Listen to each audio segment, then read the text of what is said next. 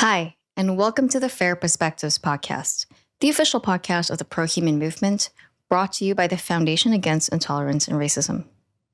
Today, we speak with Daryl Davis, who is an accomplished jazz and blues musician, author, and one of the most prominent racial justice activists. Daryl's method to end racism is unique and groundbreaking. As a Black traveling musician, he went around the country attempting to dispel racism from those who hated him the most by befriending members of the Ku Klux Klan and collecting their robes as they disavowed their hatred.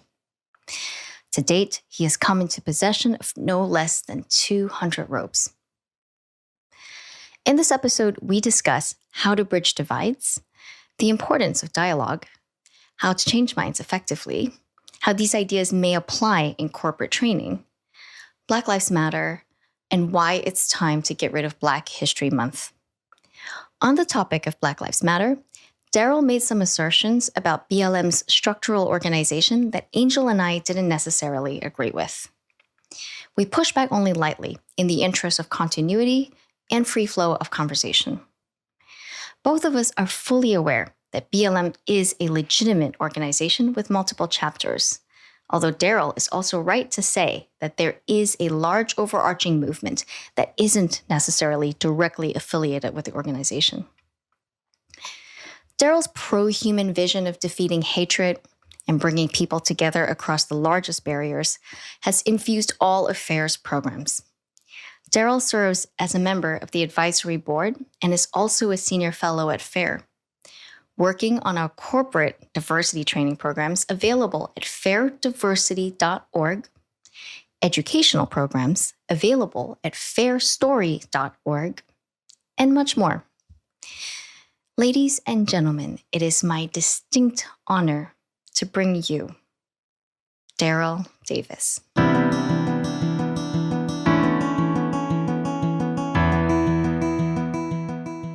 Daryl Davis, thank you so much for joining us. Hey, thank you for having me. Really appreciate it. So I think you're probably, if any guest needs no introduction, it's you. We will have introduced you anyway, but anybody listening to the Fair Perspectives podcast is going to know who you are and why this is such an exciting opportunity for us to get to talk to you. We're meeting for the first time. I feel like Melissa already knows you, but I haven't had the honor just yet. And I was telling you just before we started that this is, for me, as you know, based on what I've been doing and writing about the last couple of years, meeting you is like meeting Obi-Wan. So I am your humble Padawan. And well, I'm looking forward to meeting you in person. Yeah, and that would be even more amazing. So yeah, it's an honor to meet you, sir. And I'm excited to get to talk to you. Now, so everybody, I feel like most people are aware of what you've done, right? But the kind of, why don't you give us a quick potted sort of run through of your exploits in this sort of changing people's minds arena? Well, basically, professionally, music is my profession, but improving race relations has been my obsession, going on 40 years now. And as an adult musician performing all over this country and around the world, you know, I've met a variety of people from all walks of life, all ideologies, cultures, belief systems, religions, etc., skin colors. And all of that has helped grow me personally into my perspectives and who I am today. And basically, I traveled a lot as a child because I was the child of parents in the U.S. Foreign Service. So I grew up as an American Embassy brat. And when you combine my childhood travels, starting at the age of 3, I'm 63 now, along with my adulthood travels, I've been in a total of 61 different countries on 6 continents. So all of that is to say, it doesn't make me a better human being than somebody else. But what it has given me is a better and broader perspective of humanity than most people, you know, who have stayed pretty much around their own region or environment.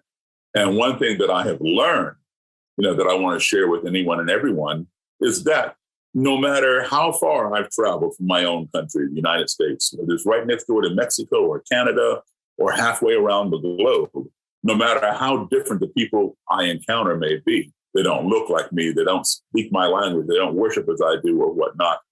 I found one thing. We all are human beings.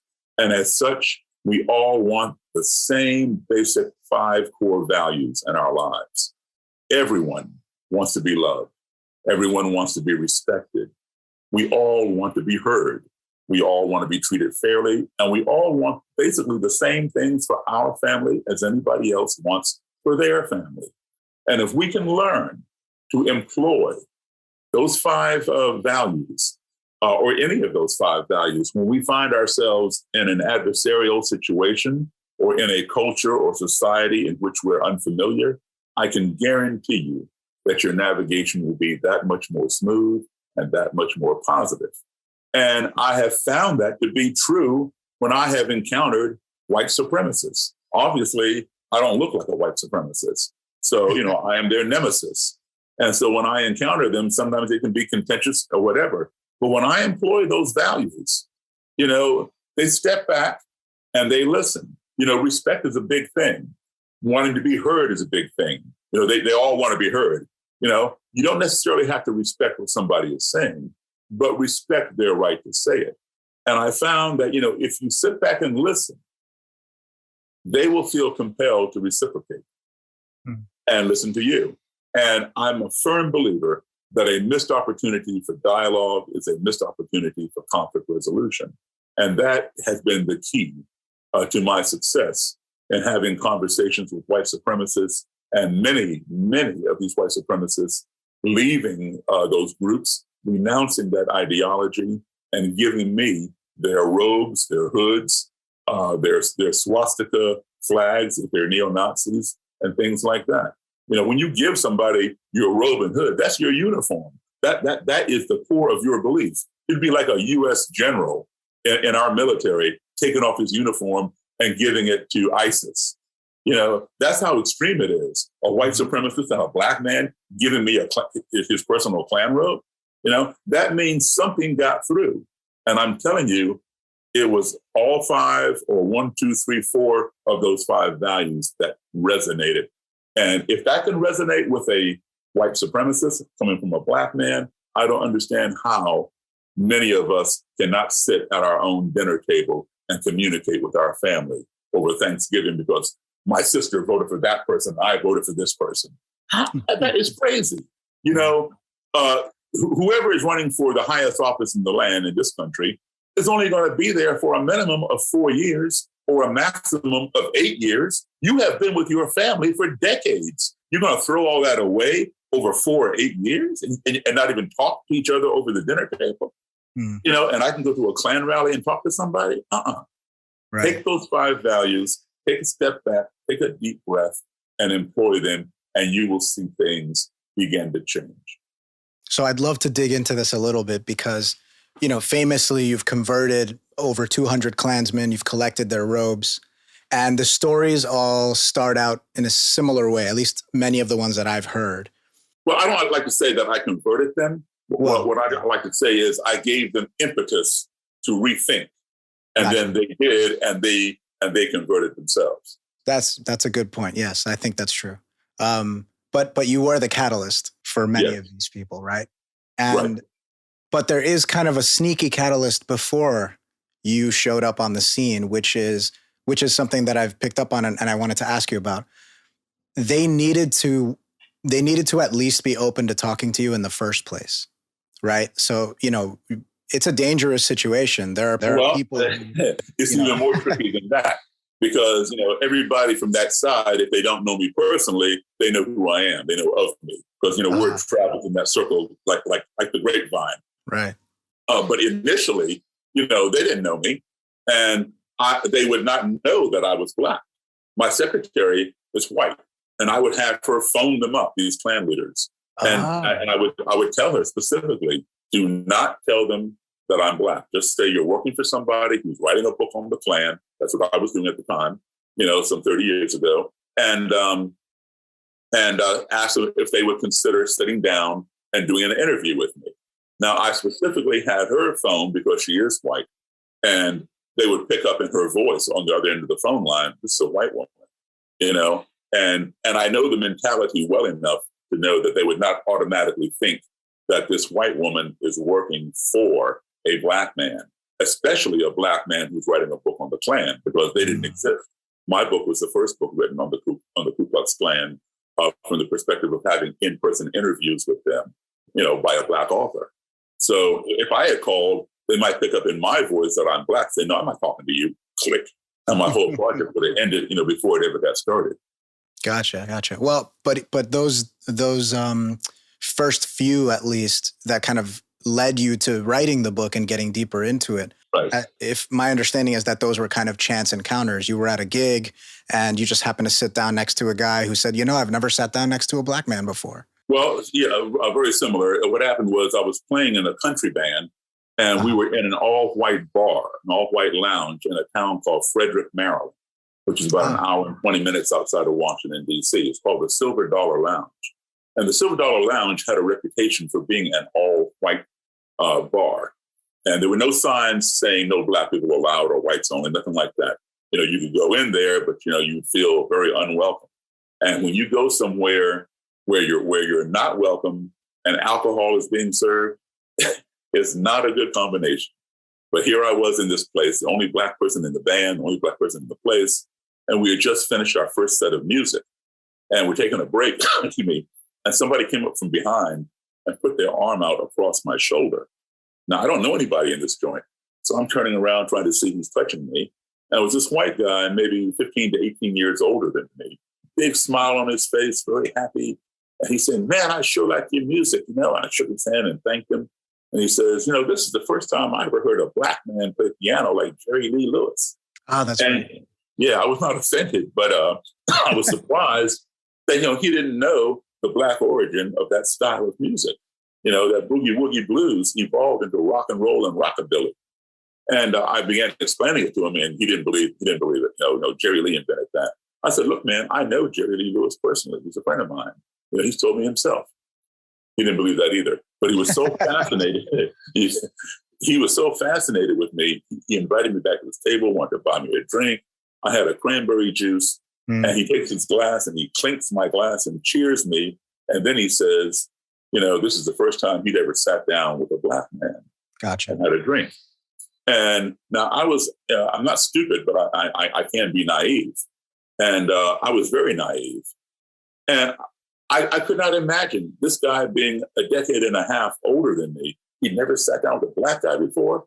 And at that point in my life, I had literally sat down with thousands of white people at one time or another and had a meal, a beverage, a conversation. I mean, not sitting down with somebody else was just beyond my sphere. And I asked him innocently, I said, why?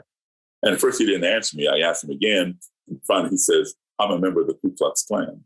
And I burst out laughing because I didn't believe him. I know a lot about the Klan. And they don't just come around and hug a black guy. I want to buy him a drink. It doesn't work that way.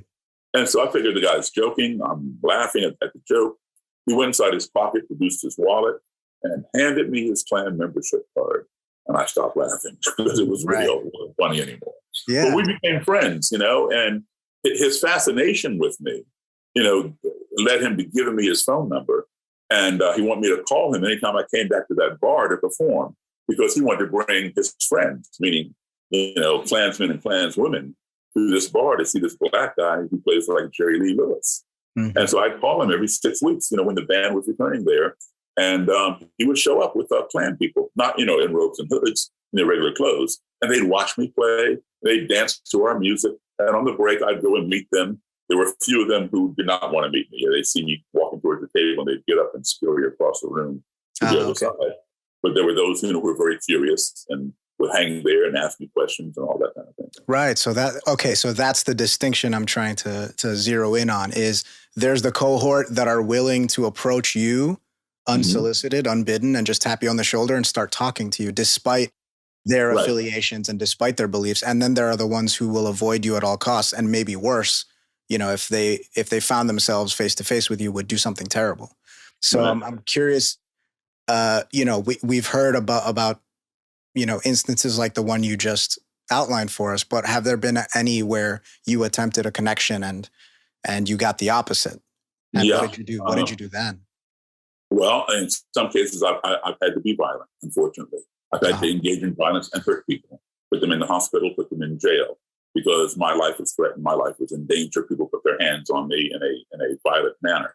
So, you're left with, there are some people who just don't want to talk, and they consider you to be a cockroach. What do? You walk over and you stomp on it and get rid of it. And that's how they view you, because you're Black, because you're gay, because you're Jewish, because you're Muslim, because you're whatever, they're not. And so there's no talking with them. And, if you can't outrun them, then you gotta do what you gotta do. Right. And now I fortunately for me, those times have been few and far between. But I've had a couple instances where I have engaged in violence with somebody and hurt somebody, and they have later come back to me and apologized genuinely. Wow. But there are others, who will never change. They will go to their grave with that mentality.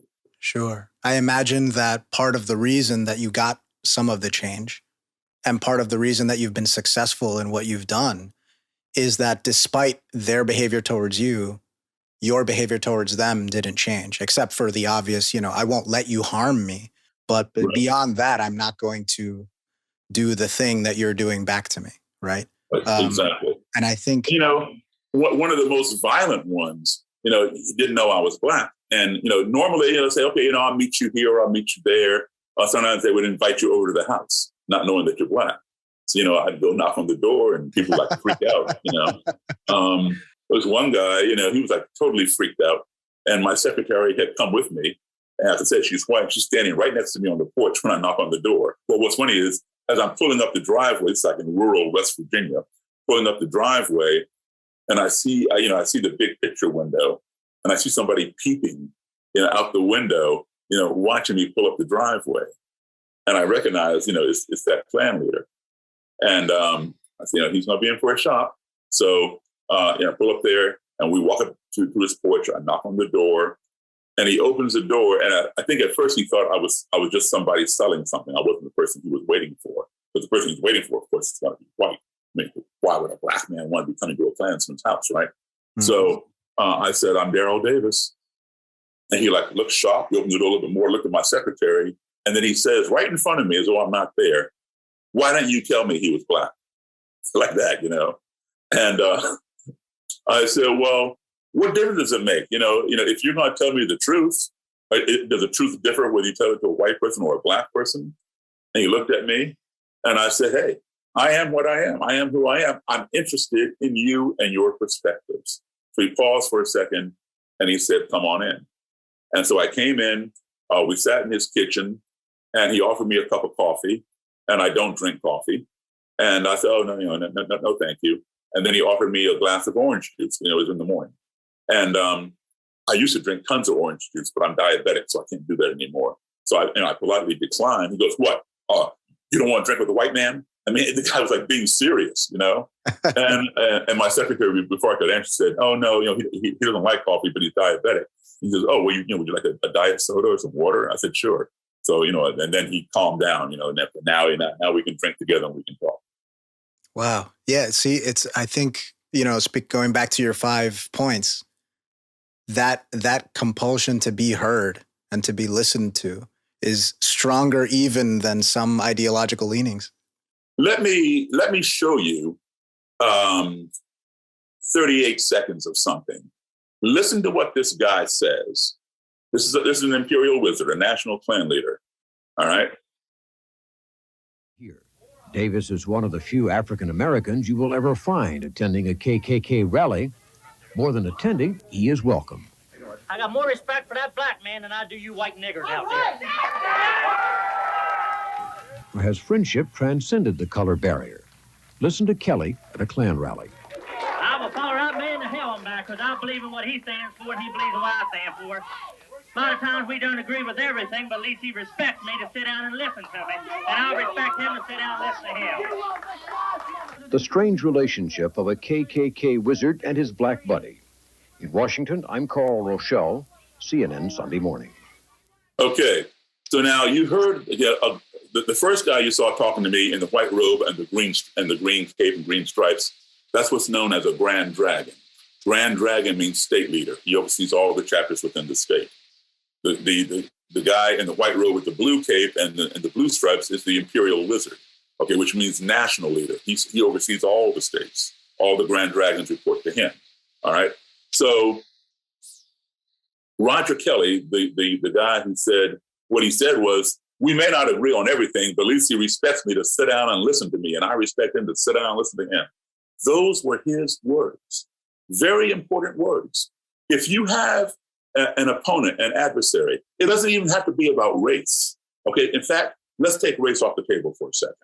Okay. It could be any other hot topic: abortion, nuclear weapons, the current presidential election, global warming, the war in the Middle East, whatever. You're on one side, somebody else is on the other side. Give that person a platform. Allow them to express their views. Understand something. He said, we may not agree on everything, but at least he respects me to sit down and listen to me, and I respect him to sit down and listen to him. Understand something. I'm not a supremacist. I'm not a racist, a separatist, a nationalist, any of those things. I did not respect what he had to say. I simply respected his right to say it. Okay? Now, as a result, in that one sentence that he said, that you heard him say, he named 3 of those 5 core values. The 5 are: everybody wants to be loved, they want to be respected, they want to be heard, they want to be treated fairly, and they want the same thing for their family as you want for your family. He said, I respected him. That's one of those values. He said, I listened to him. I allowed him to be heard. That's a second value. He said, because I respected and listened to him, he sat down and respected and listened to me. That's treating each other fairly. He named 3 of those core values. All right. As a result, not overnight, but over time, that man quit the Ku Klux Klan, renounced it. Okay. And today I own his robe and hood. And the grand dragon that you saw first talking to me in the green with the white robe also gave it up. And I got his robe. Here they are, right there. God. Wow. Okay. So those core values work. They work.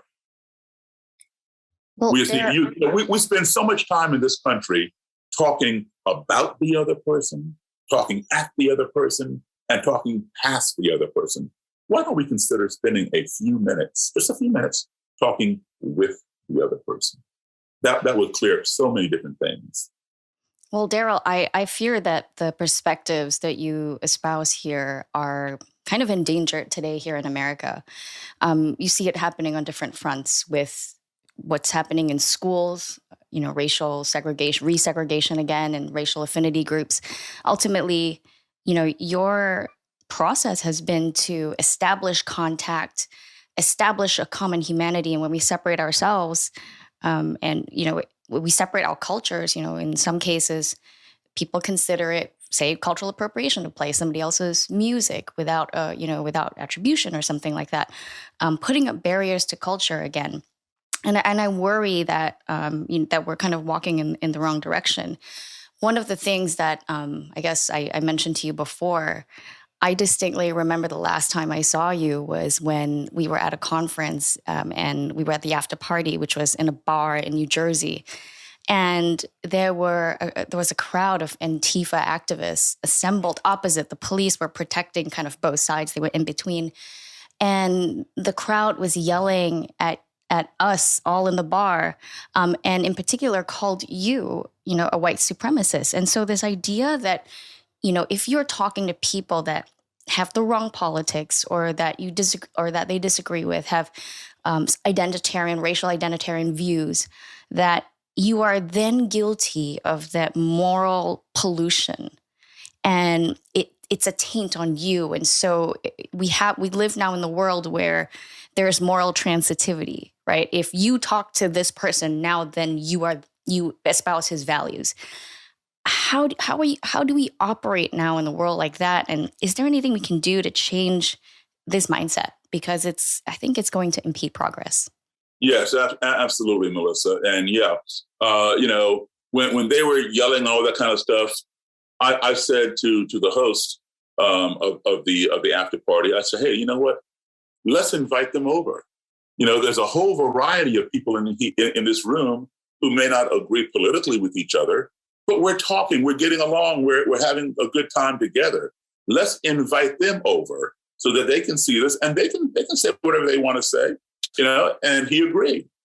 And so when they went to invite them over, they said, no, they don't want to be in there with a bunch of white supremacists. And he said, well, Daryl Davis is in there. Obviously, he's not a white, and the guy said, yeah, he's a white supremacist. Even though they know I'm black, but when you call me a white supremacist, you've already lost the battle. I'm sorry. The war is over, But here's the thing, how I think, that we approach two things. How we approach things incorrectly, if you will. Number one, one's perception is one's reality. All right? Whatever they perceive becomes their reality. Even if it's not real, it's still their reality. You cannot change somebody's reality. And the more you attack their reality, the more they're going to defend it and get contentious. All right? So here's what you do. If you want somebody to change, offer them a better perception. And if they resonate with your perception that you've offered, or one of your perceptions, they will then change their own reality because their perception becomes their reality.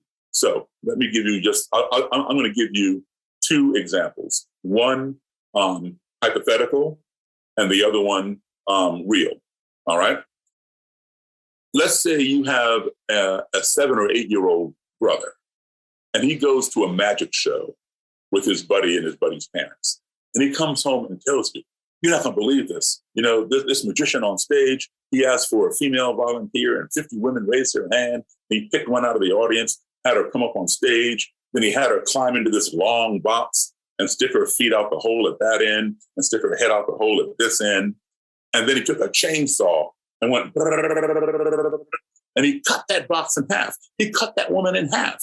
And you try to say, well, no, that didn't exactly happen. Yes, it did. I was there. You didn't see it. You weren't there. I saw it with my own 2 eyes. That chainsaw went right through the box. The wood split everything. That's his reality. He knows what he saw. And you cannot tell him he did not see that chainsaw cut that box in half. All right? And the more you try to tell him that, the more he's going to fight you. And then to make it even more real for you, he tells you, that while the woman was cut in half, he asked her to wiggle her feet. And she wiggled her feet. And then he took the half with the feet and moved that half of the box over to stage, right, and took the half of the head and moved it over to stage left. And then he went over there and talked to the head. And the woman's head talked back to him. And then he brought the two halves back together and opened the box. And the woman climbed out, full form, no blood, all intact. He cut her in half and he put it back together, I'm telling you. And you're saying, well, no, it's really an illusion. No, it's not. I'm telling you, I saw it, So you're attacking his reality. Don't do that. What you do is you offer him a better perception. You say, listen, I wasn't there. I hear what you're saying. And I believe you. But here's the thing. Could it possibly be that, when you said he asked for a female volunteer and 50 women raised their hand, could it be just possible that the woman he chose, maybe she works for him? Maybe he planted her in the audience and she tours around the country everywhere he does his show. She knows the trick. She comes up on stage and he has her get into the box. And there's already a pair of mannequin dummy legs laying on the floor of the box that are wearing the same stockings and same shoes she has on. She picks them up and shows them out the hole. You can't see because the box is solid wood, and shows them out the hole at that end. And when he tells her, and she brings her own knees up under her chest. So her whole body is on that half of the box. And these dummy legs are sticking out the hole on the other side. And when he says, wiggle your feet, she just shakes the legs in her hand. And then when he separates the boxes, puts the legs over on that side of the stage and the head over on this side of the stage, he has to divert your attention from those legs, because now those legs can't move on their own because that lady's not holding them anymore. So he goes over and he talks to the head, and that's where all your attention goes. And the head talks back because her whole body is there. Her knees are up under her chest. And then he brings the two halves back together. She simply reaches over, pulls the legs out of the hole, leaves them on the floor of the box, and she climbs out. So your 7 or 8 year old brother says, yeah, I guess that would be the only way it could work. You've offered him a better perception, and then he changes his own reality. It's always better if somebody comes to their own thought process and converts themselves. You give them the impetus, the catalyst. All right? That will be a lot stronger than you trying to pound some reality into them. It's not going to work. Because you see, ignorance is what breeds fear. We fear those things of which we're ignorant, things that we don't understand.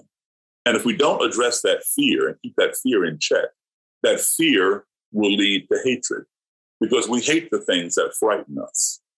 If we don't address the hatred, that will escalate into anger, which then transcends into destruction. So you saw exactly what I'm talking about 4 years ago on August 12th, 2017 in Charlottesville, Virginia, when they had the large white supremacist rally. And I know all those people. I know them personally, the ones who put together that rally. On August 12th, 2017, there was a lot of ignorance in Charlottesville, Virginia. There was a lot of fear in Charlottesville. It transcended, escalated into hatred. And what did it culminate in? It culminated in destruction when a white supremacist got inside his vehicle and attempted to murder as many counter-protesters as he could by driving his car full force, full speed into the crowd. He succeeded in injuring 24 people and murdering one young lady named Heather Heyer. Ignorance breeds fear, breeds hatred, breeds destruction. The problem that we have today is how to address it. And most of us go about it, in my opinion, because I don't speak for everybody, in my opinion, we're addressing it wrong. We're addressing it top down. All right. If you work for a company or corporation, something like that, yes, you want to start at the top because everything trickles down from the top. But in situations like this, no, you got to start at the bottom. I say, forget about the destruction. That which is destroyed is not coming back. All right. Forget about the destruction. It's just a symptom. It's a byproduct of the nucleus of the root cause. Forget about the hatred. That too is a byproduct. All right. Forget about the fear, another symptom. Go to address the root cause, the nucleus, which is ignorance. If you cure the ignorance, then there's nothing to fear because we fear that of which we are ignorant. With nothing to fear, there's nothing to hate. We hate that of which we fear. With nothing to hate, there's nothing to get angry about. And with nothing to get angry about, there's nothing to destroy. The good thing is this. There is a cure for ignorance. That cure is called education and exposure. And that's where we need to focus our energy, our efforts, our money, and our time on providing an education and exposure for those who may be ignorant. We all are ignorant to something. We all don't know everything about everything. But the more we learn, the better off we are, the less ignorant we are. So if we focus on curing the ignorance, which we can do through education and exposure, then all those byproducts and symptoms don't even come into play. That leads me actually to something that I wanted to ask you about, which is related to, some of the retorts that I get when I bring you up, which I often do, glowingly and respectfully, giving you as an example of just how much is possible when we take the approaches that you're outlining. But, the one kind of refrain that we hear all the time is, it's not my job to educate you, right? Like I have enough to deal with. How can you put it upon me now to educate and expose and cure your ignorance? You should do that yourself. That's kind of the attitude that many people adopt. And I wonder what your response is to that. Okay, well, I'll tell you what. I have a couple of responses to that because you know what? I hear the same thing. Right. Why are you wasting time trying to teach white people how to treat us? I hear that from people who look like me and things like that. You know what? Here's the thing. If you've been mistreated for 400 years, I have been here. I have been here for 402 years as the descendant of slaves. Okay? 1619 was when they came over. So that's 402 years. It'll be 403 years next year in a few weeks. All right? When you have been mistreated for 400 years and nothing else is working, maybe it's time you start teaching them how to treat you, unless you want another 400 years of it. All right? What I have done has gained me friends who used to hate me, who used to be my enemy. I've got a whole slew of Klan robes and Nazi flags. I asked those people, what have you done to put a dent in racism? How many Nazi flags have you collected? How many Klan robes have you collected? And then normally they shut up. And then I point out to them, these are a lot of the same people who march up and down in front of the police departments across the country, yelling and screaming at the police, stop shooting us in the back, stop shooting us for holding our wallet. The police are racist, no justice, no peace, enough's enough. Yes, a lot of that is justified. Some of it may not be, but a lot of it is justified. All right. But here's the thing. Telling me I'm teaching white people how to treat other people, they're being hypocrites, because the police that they are protesting against, telling them not to shoot you in the back, those are white police officers, because it usually happens when a black person is shot in the back, or a black person is shot for holding his wallet or cell phone or getting in the car or out of the car or whatever. All right. Are you not teaching the police how to treat you when you're marching up and down in front of their department with your bullhorn, telling them what not to do and what to do? You're trying to teach white police officers how to treat you because you're tired, you're sick and tired of getting shot. You're sick and tired of getting pulled over and profiled. So you're teaching white police officers who you call white supremacists. Oftentimes the chant is the police and the Klan walk hand in hand. The police and the Klan walk hand in hand. I've heard that a million times at a lot of these protests. So you're teaching what you consider to be white supremacists in the police department to how to treat you. What's the difference between teaching somebody in a uniform and a badge how to treat you and teaching somebody in a Klan robe and hood how to treat you? It's the same thing, just different clothing. So stop being a hypocrite and telling me to stop teaching people how to treat me. I'm tired of the way I'm being treated by people in robes and hoods and swastika flags. All right. And when I sit down with them and have these conversations, it doesn't happen overnight. It happens over time. They learn now, as I said, not everybody changes. Some will go to their grave being hateful and violent, but many of them have changed. And that's a good thing, because when they change, a generation changes, Let's stop saying I'm not my brother's keeper. Let's start saying I am my brother's keeper. This is our country.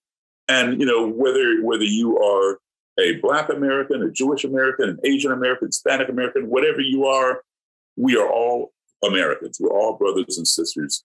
And we have to take care of one another.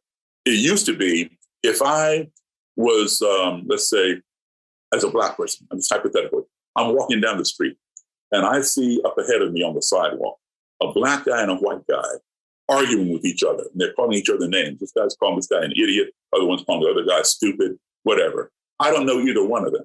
All right. And as I walk past them, the white guy calls the Black guy stupid. I'm going to keep on walking.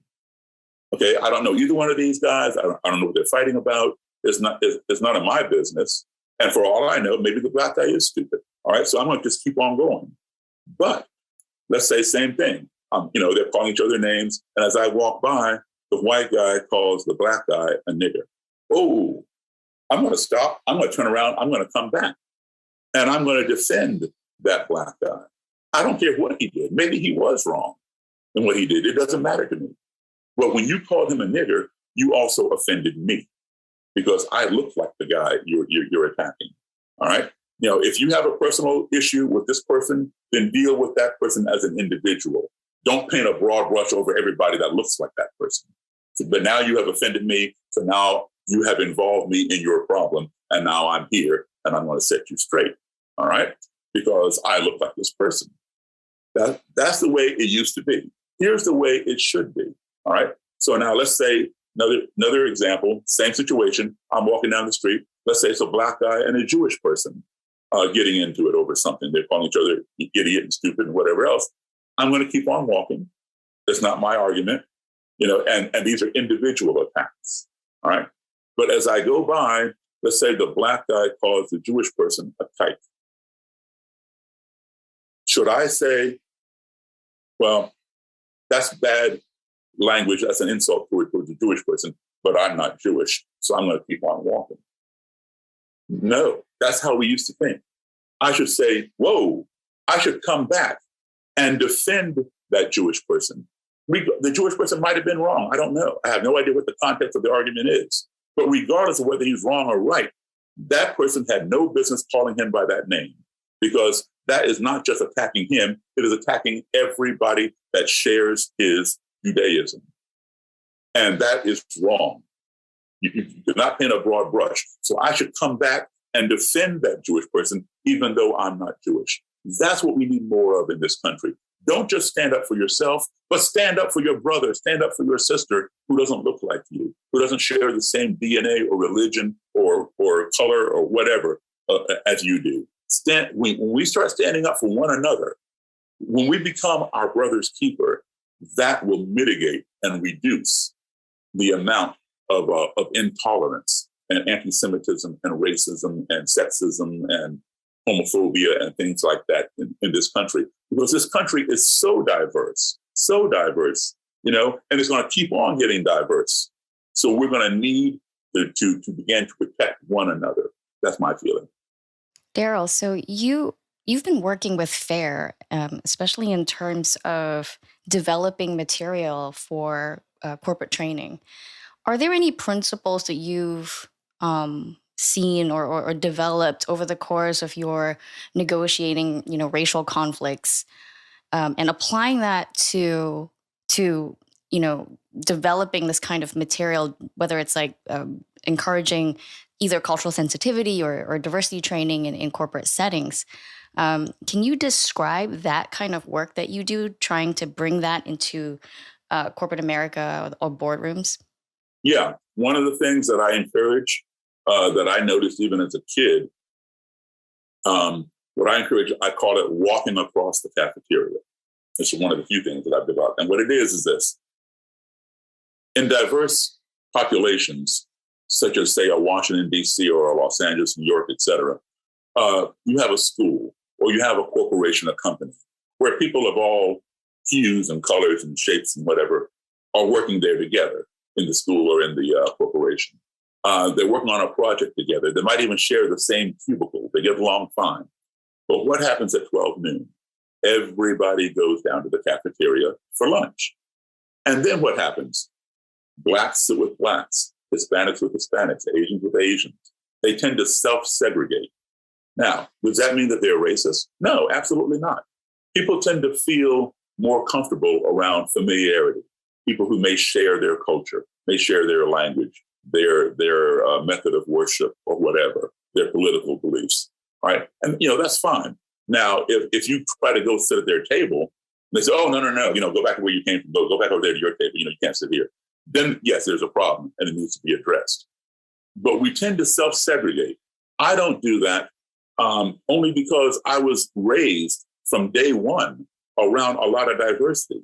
When I was going to school overseas, my classmates were from all over the world. Anybody who had an embassy in those particular countries, they all went to the same school.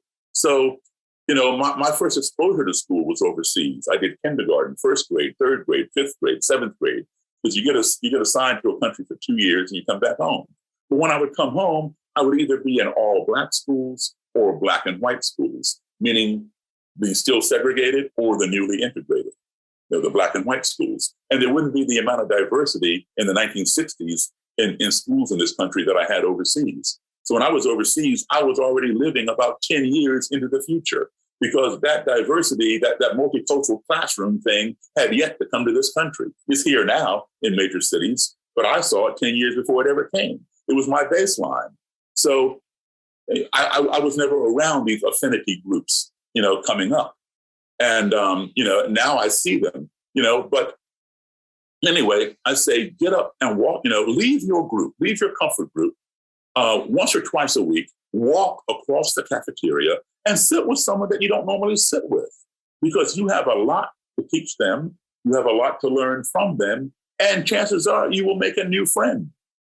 Just walk across the cafeteria and have a seat and start up a conversation. You see that person every day. You might even work with that person in your cubicle, but get to know them outside of work. Get to know them on a social basis.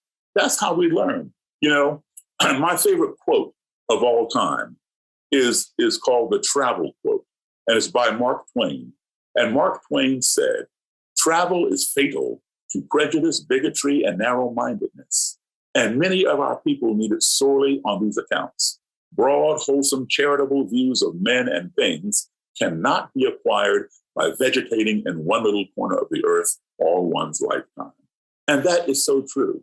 And travel, I think, is what has exposed me to all these things, why I'm so acceptive and willing to sit down with people who may not share whatever, I was born with. I learned from them. They learned from me.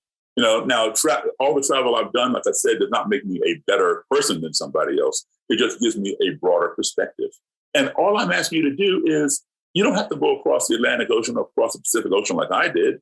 All you have to do is walk across your damn cafeteria floor and sit with somebody that you didn't know. You will learn something from a gay person. You will learn something from somebody who doesn't look like you or go to your church or synagogue or what have you. Let's just do that. Because our country is getting more and more diverse. Either, if you don't, it's like, how many of us still have those little flip analog phones? We hated getting rid of stuff. But finally we moved into the smartphone, Human beings, they say that a dog is a man's best friend. Well, he may well be, but human beings have more in common with cats than dogs. And I've owned both cats and dogs. Cats are like humans. We are not creatures of change. If you move, it's best that you move first, leave your cat in your house, get your new house settled, and then bring your cat. Because the cat will freak out, it'll try to run out the door and try to get back to where it came from. Dogs, you can move every other week. Dogs will adapt. Cats don't adapt. Human beings do not like change. That's why they want to hang on to their little analog phone and you got to force them to get a smartphone or whatever. So we have to implement these changes, get people used to it, to change. And you do it in baby steps. Just walk across the cafeteria. It's only 12 feet to the next table across the room and sit with somebody else. That would open up a whole slew of different things that you never even thought about. Like, wow, I didn't know that that Jewish people did this or Asian people did that, or Black people did this, or white people did that. I'm saying everybody must do that. Whether you're Black, white, Hispanic, whatever, we all should walk across the cafeteria, and we will make a new friend. And furthermore, you'll realize the pro-human qualities that we all have. Let's stop being anti-something. Let's start being pro-something. And when you want change, you can talk about, well, this needs to change. That needs to stop. Well, okay, fine. If it's bad, but what are you going to fill it in with? What are you going to fill it in with? You can talk about change all you want, but you have to have something to fill it in with. And I mentioned a minute ago that I was going to give you two examples of perception and reality. I gave you a hypothetical one with the magician. Let me just quickly give you a real one. This Klan leader that I knew, he had the largest Klan in the country. And he got murdered. He was murdered. And I knew the murderer, and I knew this guy's whole family. And if he had not been murdered, within a year, he probably would have quit the Klan, because he and I were becoming very tight. And I could see his mind was changing. But he got murdered. And I went to his funeral. Now, I did not know his mother and father. His mother and father and his siblings had nothing to do with the Klan. They did not understand why he was in it. That was not how they raised him, et cetera. And in fact, long before he had joined the Klan, he used to date a Black girl when he was in the Army. And, somehow he went down the wrong hole and, became a Klan leader. Anyway, his mother and father were very appreciative of my friendship with this guy, and they saw him changing for the better. Anyway, the father and I stayed in touch, and he called me every other day, crying about his son. He had 2 daughters and 1 son. That was his only son that was murdered. And he cried to me. I'd sit there and listen to him, and console him, et cetera. And one day, shortly after the funeral, he called me and told me he had a gun, and he was going to go and kill the murderer.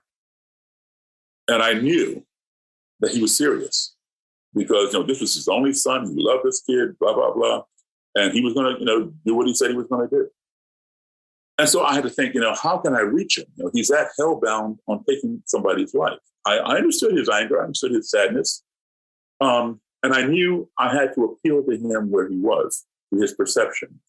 Does he make decisions based upon logic, or does he make decisions based upon emotion? Right now, he's making a decision based upon emotion. So therefore, I have to get to his perception emotionally. Because if I try to argue with him logically, it wouldn't work.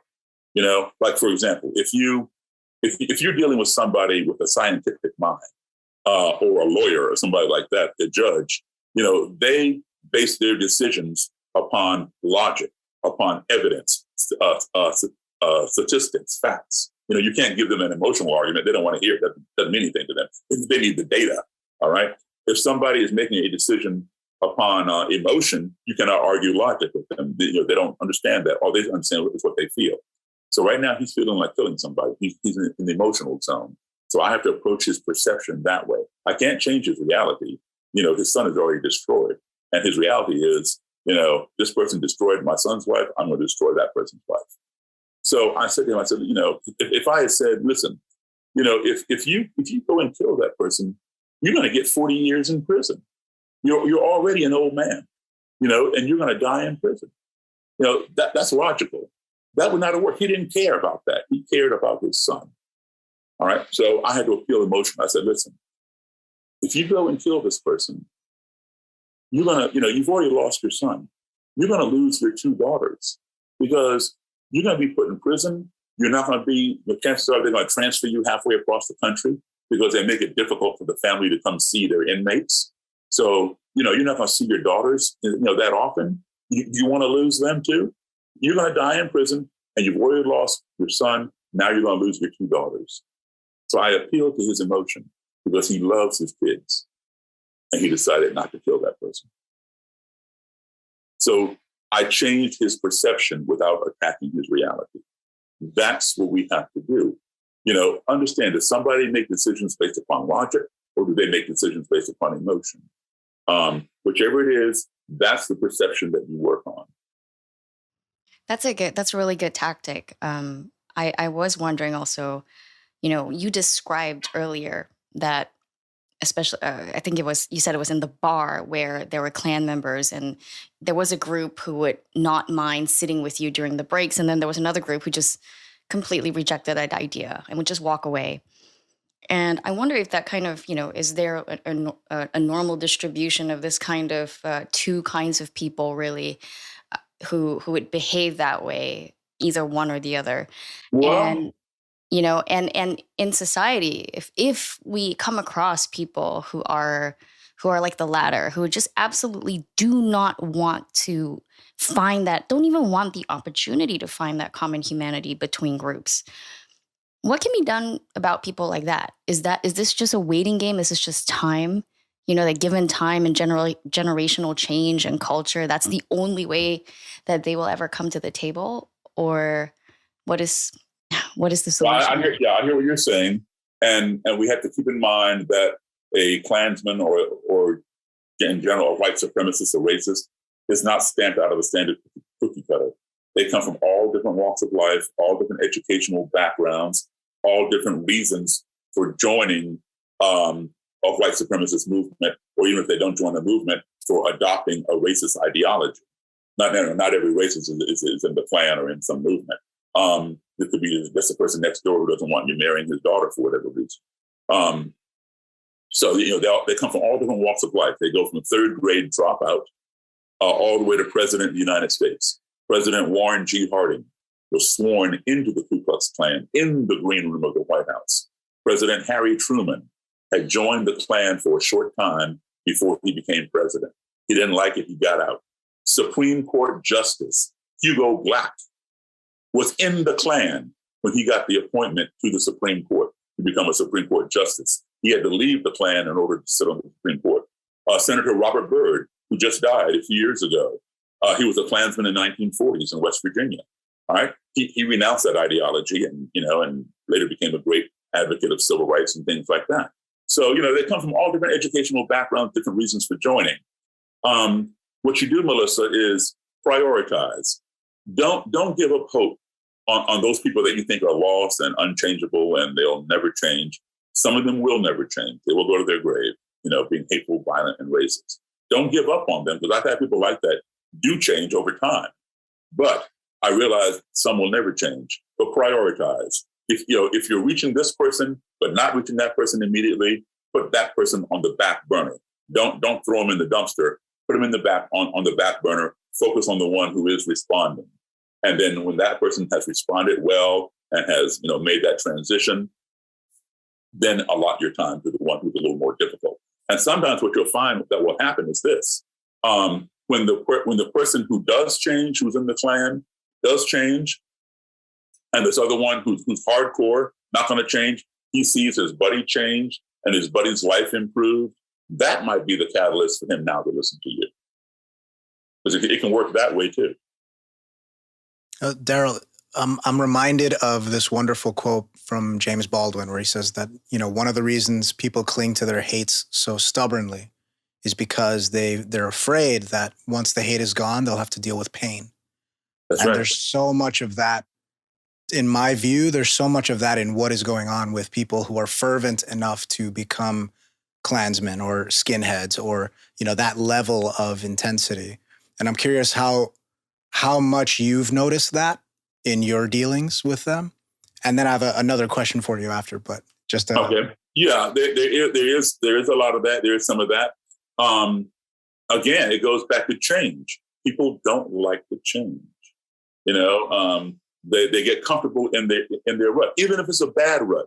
How many women do you know, for example, and I'm not saying that doesn't happen with men, but we hear it a lot with women who have been in abusive relationships, and their boyfriend, their husband beats them within inches of their life, and they don't leave, or they leave and they come back, and it goes on and on and on. And you tell him one day he's going to kill you, and finally he comes within inches of killing you, and you finally leave, and then where does this woman go? She gets into another relationship that's abusive, the same as the last one. It's like, what are you thinking? That's a phenomenon, because some of these people are more familiar, they feel more comfortable with what they're familiar with, even if it's bad, rather than try to explore something that's better, but you're not familiar with it. They're comfortable when they know something, and it's a shame, because people can change for the better. We got to be able to break that cycle. It's like you find somebody who's a sex offender, and when the psychologist analyzes him or whatever, you find out he was abused when he was a kid, and he's continuing that cycle, that kind of thing. We have to learn to break these cycles and help people see what that cycle is doing to them. Don't think this person just became a racist in a vacuum. Something transpired. You're not born racist. You're not born anti-Semitic. Something transpired. Was it in your childhood? Was it in your work environment? Was it with your neighborhood kids? Your peers? You felt like an outsider until you joined in. Find that reason, and then you show them, why this is happening, because they weren't born that, and they remember a time when they weren't like that. Was your mom and dad racist or something like that? Your mom and dad a child abuser? Or violent. You beat up your wife because your dad beat up your mother. That kind of thing. We got to find those reasons, and that's how we determine how to approach those people. So to your point, Melissa, don't give up on the person who you think will never change. They may never change, but there's always that possibility, and it may not come through you directly to them. It may come from your work with somebody else that they know, that was one of their peers, and they see that person's life getting better, and they want a better life for themselves. So now they saw what you did for that person. Now they're more receptive to perhaps, you helping them. And then another thing is this: when you live in that environment, those are your friends. That becomes your family, and when you leave, the Klan or whatever, you have betrayed your family. So like you were saying, Angel, I get all kinds of criticism because, I'm sitting down talking with the enemy. I'm a race traitor. I'm an Uncle Tom. I'm an Oreo. I'm all kinds of, I'm every name but my own. Okay. So I've been called them. And, me too. Me too, man. But I hear you. Just let it roll off your back. You know who you are. Don't let somebody else define who you are. You know who you are. And so, when you abandon them, you're afraid that you're going to incur their wrath. And then these new people are they going to accept you? Because, they shunned you. Oh man, he's a Klansman. I don't want anything to do with him. He's an ex-Klansman. And they wear this label now, ex-Klansman. They always have to attach that. Why can't he just be another human being who has changed? We all have changed from one thing to another over. We are no longer the people we were when we were 5 years old today. We've all grown. We've all learned. Why can't he grow and learn? Right. So and that's how we have to treat these people. We have to assure them that, and the thing with me is this, people who change and I befriend them, they're my friends. They are my friends. I am their support. I'm not going to abandon them. They change and then I run off. No, because then they're out there swinging in the wind. Their old family doesn't want them because they betrayed them. And new people are kind of skeptical of them because, man, you were with the Klan. Nah, I don't know if I want them to do this, that kind of thing. It'd be like, let's say, Angel, you and I are best friends, right? And I tell you, hey man, I got pulled over and thrown in jail last night for drunk driving. Driving, I got a DWI, and my breathalyzer was way off the charts, and they put me in jail. You and I would probably still be friends. But if I told you, yeah, man, I got arrested last night because I went out and murdered somebody or raped somebody, you'd be, that's the end of this friendship. Okay, well, that's how they view, former white supremacists. It's like a stigma, a pariah, So, we have to help these people re-enter society because they have nobody else. So if they leave and they're swinging in the wind and nobody's accepting them, what choice do they have but go to some other group that accepts them and then brainwashes them into their cult? But everybody wants to be loved. They want to be heard. They want to be respected. And these groups offer that. It's like a game. You touched on it a little bit here, but yeah, the follow-up question was going to be to ask you about, you're famously successful with Klansmen. We have all these stories of you doing such amazing work. And then, I've heard at least a few disaster stories of you trying to do it with, people like Black Lives Matter activists and people. No, I wasn't trying to do it with the Black Lives Matter activists. I know what you're talking about. That was in Baltimore. And understand, Black Lives Matter is a movement. It's not an organization. The problem that I have with Black Lives Matter is this. The idea behind the people who founded it, I think, was a great idea. They wanted to put the national spotlight on the plight of Black men who, for lack of a better term, were being murdered by white police officers, where white guys in the same situation either went to jail or went home. Black guys were going to their graves, sons and fathers, etc. And so they got the idea from Martin Luther King. Rosa Parks was not the first Black woman to refuse to give up her seat on the bus. There were others, all right? But it never made the news. It's just a little Montgomery, Alabama. It didn't make national news, right? So Martin Luther King figured, we need to put the national spotlight on this, show all of America what's going on down here in Montgomery, Alabama. That's why he organized the boycott, and Rosa Parks participated in all this kind of thing. And all the news from all over the country, had to put Montgomery in a fishbowl. And because it was an embarrassment and shame on Montgomery, they finally changed their laws to allow Black people to sit anywhere in the bus they wanted. And then every other state that had those same laws began changing. So they figured, King will probably come here and do that over here. So let's go ahead and change. So that's where they got the idea. And Black Lives Matter was born in the wake of the Trayvon Martin murder in 2013. The problem that I have is this. The founders intentionally did not want to trademark the name and centralize. They wanted it to be organic. And I think back at the time in 2013, they had no idea how big that thing was going to explode, to what it is today.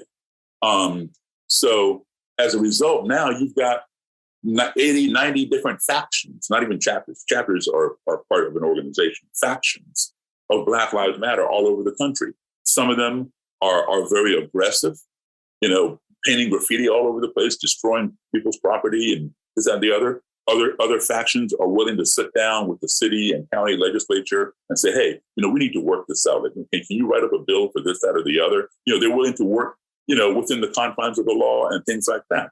So you've got all these different factions, and each one has its own little leader. Some don't agree with the others, But see, in the media, they don't differentiate. So let's say, for example, if the Brooklyn, New York, Black Lives Matter does something stupid, destroys some property, sets a fire on something, or paints graffiti, and then the Bronx chapter or faction is doing something good, sitting down with the legislature, trying to work out legislation to remove some Confederate statue or whatever, rather than yanking it down and destroying it. The media doesn't say the Brooklyn chapter of or faction of Black Lives Matter did blah, blah, blah. They just say Black Lives Matter. So it just paints a broad brush. So there's no distinction, you know? It's the same way the Klan views the NAACP, the Nation of Islam, and every other Black organization as one and the same. Right. You know, there's no distinction to them. So as a result, with Black Lives Matter, you've got too many chefs in the kitchen trying to prepare the same recipe, and each one has a different idea. And so therefore you're self-dividing.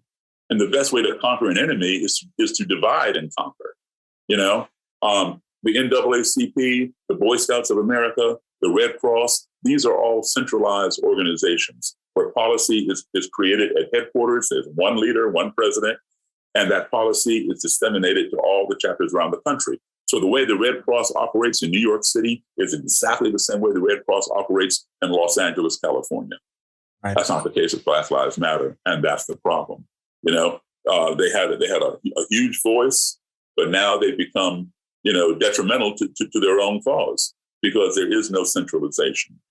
That's actually, I didn't realize that actually, Daryl, because when I recently read an article that said that talked about Black Lives Matter's official statement about the Jussie Smollett case, and it was portrayed as Black Lives Matter's official statement. So I don't know if actually I didn't look at it. And that's the thing. Everybody considers themselves to be the official Black Lives Matter.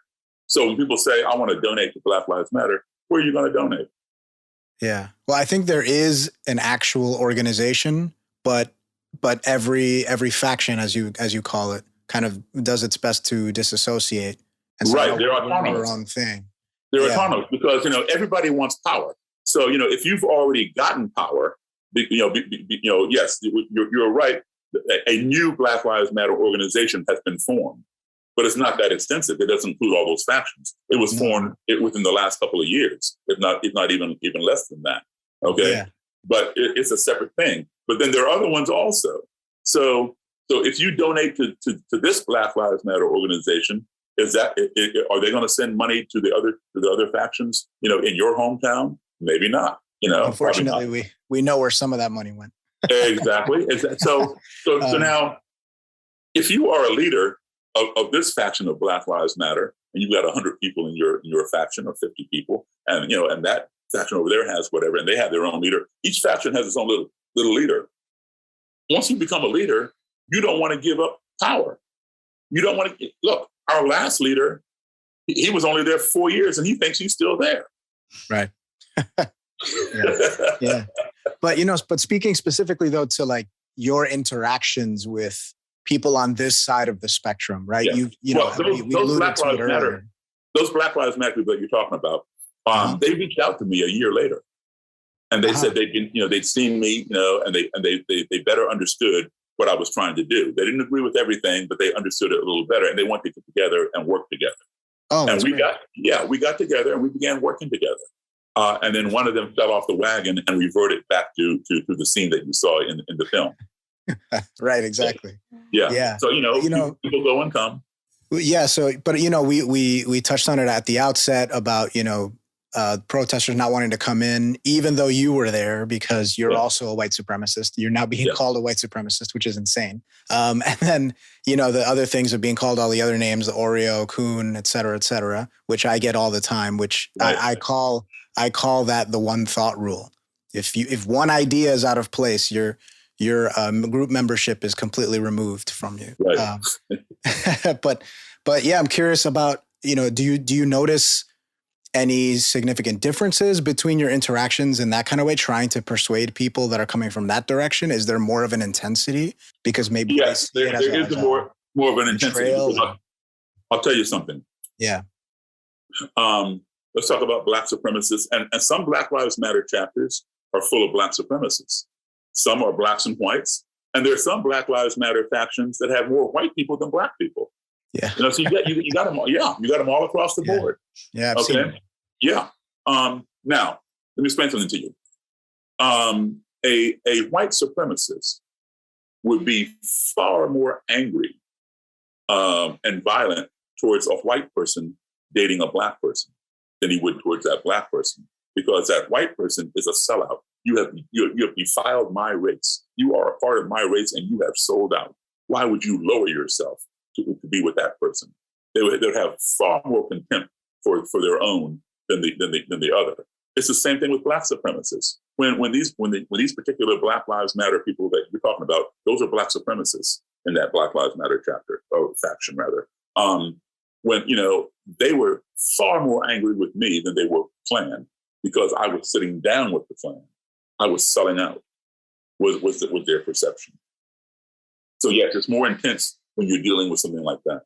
And does your approach change? My approach never. No, it is not. My approach does not. Well, I'll put it this way: my message does not change. My approach, how I deliver the message, might change a little bit because I'm dealing with a different demographic and a different intensity. So yeah, the delivery would change a little bit, but not the message. Gotcha. Now, before we ask you the last question that we ask everyone, I was curious. You talked about education and exposure, and we talked a lot about the exposure part. And I'm interested in hearing a little bit more from you about the education part. You're very involved with FAIR's pro-human learning standards and, kind of developing that curriculum. So what do you think is the goal there? What is the goal for you there? And what do you hope to accomplish with it? What I hope to accomplish is to make people more aware of history, all of it, the good, the bad, the ugly, and the shameful, all right? Not categorize, not separate, but expose all of it, all right? And then review it, pick out the things, address those issues, and then move forward together. Like, I've been saying, for example, and there are some people who will agree with me. I've been saying this now for 24 years. There's some people who agree with me, some people who say I'm absolutely wrong. I think in our school system, we have Black History Month. I think it is time to get rid of Black History Month. And there are people who jump down my throat over that, and let me explain why, okay? There was a time in our country before you were born, before Melissa was born, because I'm older than both of y'all, probably older than both of y'all put together. When we had no Black history being taught in schools, it was called American history. And for all practical purposes, it may as well have been called white history, because white people were being given credit for things they did not invent and being given credit for places they did not discover. How do you get to this country and say you discovered it? People are already here. All right. So, we had to fight to get our history brought into schools. We finally got 1 week, and it was called Negro History Week. And that was instituted by Carter G. Woodson, a great Black leader. Carter G. Woodson enabled us to get 1 week called Negro History Week. We kept on fighting, and finally we got 1 month. The month of February was designated as Black History Month. The shortest month of the year, exactly, 28 days. And don't think it's coincidence. No, it's not coincidence. Not at all, man. Okay? No. But the reason why we accepted it, because they're not going to give us everything at one time, right? They're going to dole it out little by little. First a week, then a month. Okay, so the reason why we accepted February is because it was the birth month of 2 of our heroes. One being Frederick Douglass, and the other one being Abraham Lincoln, who freed the slaves. So we accepted it because it was their birth month. And then, unfortunately, we, Black people, became complacent. We stopped fighting. All right, we never should have done that. Because yes, we needed Black History Month. We needed it for a long time, and it was beneficial for a long time. But now in 2021, even before 2021, it has become detrimental. And let me tell you why. Because every year, little Black boys and girls and little white boys and girls and little whatever boys and girls that are going to school here in this country, they learn about the same half a dozen Black people every year. Martin Luther King, Rosa Parks, Harriet Tubman, Booker T. Washington, George Washington Carver, and one or two other ones. And by the time you get through half a dozen, our month is over. Our Black history thing is done. We did our Black thing. Let's move on. And they move on. But yet we learn about Benjamin Franklin, Eli Whitney, Alexander Graham Bell, Thomas Edison, F. Scott Fitzgerald, Francis Scott Key, on and on and on. We learn about all these white people all year long. We never forget about who flew the kite and the lightning hit the key and we got electricity. We all know that's Ben Franklin because it's reinforced all throughout the school year. But we only learn about Black people in February. So you ask some kid in June, some elementary school kid or middle school, junior high school kid in June, right before they get out of school for the summer. Who was Harriet Tubman? Oh, yeah, I remember her. Yeah. She was that Black lady who refused to give up her seat on the bus. See, they've already got it confused with Rosa Parks because there's no reinforcement. And then guess what? Next February, it's the same 6, 7 Black people. Every year, it's those same people. Now, I'm not taking anything away from those people. Those are some of the greatest Black people in this country. But there are plenty more. What about the person who invented the traffic light? Every time you get in your car, you stop at a traffic light. And that saves lives, because if you run that light, you might get broadsided. A Black person invented the traffic light. Who invented the ironing board? A Black person. How come we don't learn about those people? Oh, well, we didn't have time. We only have 28 days, not including weekends, right? So, listen, it's time to take everything that we have. And here's the thing. So little kids, white or Black, when you keep repeating this over and over and over again, from their childhood to their adulthood, you are subliminally brainwashing these people, Blacks and whites, into believing there was only a half a dozen Black people in this country that ever did anything. Because you keep hearing those same names over and over again, right? You don't hear about Henry Morgan, and these other people who did things. It's because we don't have time. It's only February. Same thing with Women's History Month. Women's History Month is March. I say get rid of it. Melissa, you don't stop becoming a woman after March any more than I stop becoming Black after February. You're a woman all year long, right? So same thing. Let's take out Women's History Month. Let's take out Black History Month. Let's take out Pacifica Asian American Month, which is May. And let's take out Native American Month, which is November. Take out these months, put them all together under the umbrella of American history where they belong, and teach it all year long. Okay, that's what we need to do. And let me give you an example of why that works. When I was a kid, again, before you guys, I remember the Miss America beauty pageant. They did not allow Black women to compete, or Asian women for that matter, to compete. Just white American women. They did not want judges. And by the way, back then, all the judges were white male. There were no female judges back then, okay? And there were only 2 categories, the evening gown and the swimsuit. So women were being objectified, all right? Women didn't have talent. They didn't have to write an essay or demonstrate some intelligence. All you had to do was look good in your evening gown and your bathing suit, and white men were going to judge you and crown you Miss America.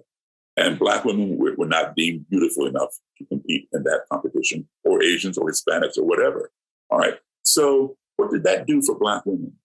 It gave them low self-esteem, like, I'm not good enough. I'm ugly, So how did we elevate their self-esteem? We created the Miss Black America beauty pageant to give Black women something to aspire to. Yeah, look it up, Miss Black America, all right?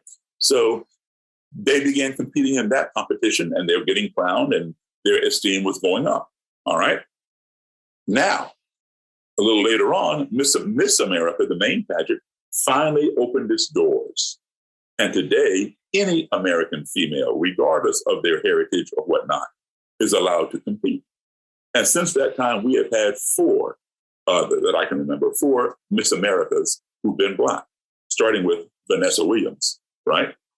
So now we don't need Miss Black America anymore, because the main Miss America has finally come into the 21st century, all right? So now, you don't need a separate.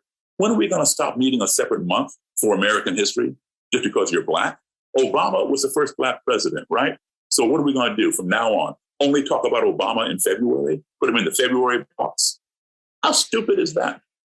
It's part of American history. Teach it all year long. Because what you're doing is you're telling little kids And you keep repeating it, it becomes fact to them that there were only a half a dozen Black people out of 12% of the population that ever contributed to this country. So it's become detrimental at this point.